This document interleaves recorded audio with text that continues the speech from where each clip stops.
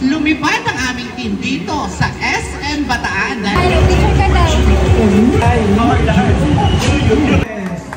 And then si Sir No. Para na sumama kami, kapuso ka. Si Jessica. Para namin kasama kami, kapuso ka. Si Jessica. Luzon, Visayas, Mindanao. Ako po inyong kapuso, Jessica Soto.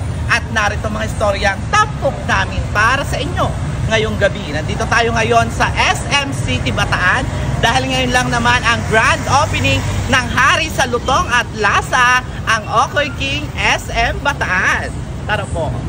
Hi guys! For today's video, nandito nga tayo ngayon sa may SM Bataan dito sa kanilang SM Terminal. Dito lang naman located kasi ang pinakabagong branch ng Hari sa Lutong at Lasa, ang Okoy King. Pangalawang pagkakataon nga ay na-invite nga ulit tayo sa grand opening ng Okoy King. Napakasaya ko nga dahil nga maya-maya ay meron tayong mga bagong makakasama dito. Katulad na lamang nitong unang na-meet natin na si Mami Rochelle and Inday Eunice. Paglapit ko pa nga lang kay Inday ay nako, eto na, napaka-cute niya, nakakagigil, sarap kurot-kurotin. Syempre, as usual, palagi talaga siya naka-costume ng Okoy King. Dito nga ang pinakabagong branch ng Okoy King sa Balanga, Bataan, dito sa SM Terminal. Kaya naman tama-tama to sa mga papauwi sa mga kanya-kanyang bayan habang nag-aantay. Pwede kayong dumaan dito para matikman ang Okoy King. At habang hindi pa nga nag-uumpisa ay ako nakapagsayawan muna ako dito kay Okoy. At ayan, umi-eksena nga si Inday. Ayaw niya magpakabog. Gusto niya siya rin. Tsare. At eto na nga maya-maya ay nag-umpisa na nga i-bless yung ating pinakabagong branch dito.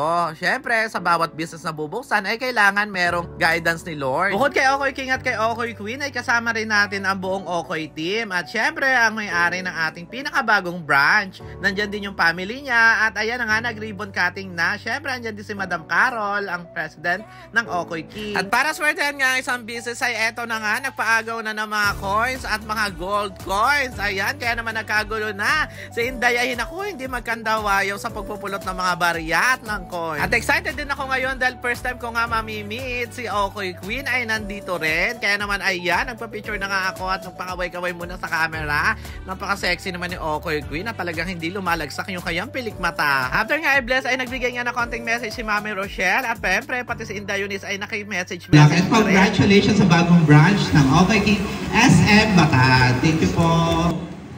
Luzon, Visayas, Mindanao. Ako po inyong kapuso, Jessica Soto. Lumipad ang aming team dito sa SM Bataan dahil bukod nga kay Mami Rochelle and Eunice ay kasama ko rin dyan si Mama Nelmar ng One Bataan. At eto na nga ay pumunta na agad ako para kumuha ko ng Okoy at titingnan na ulit natin dahil na-miss ko talagang kumain ng Hari sa Lutong at Lasa.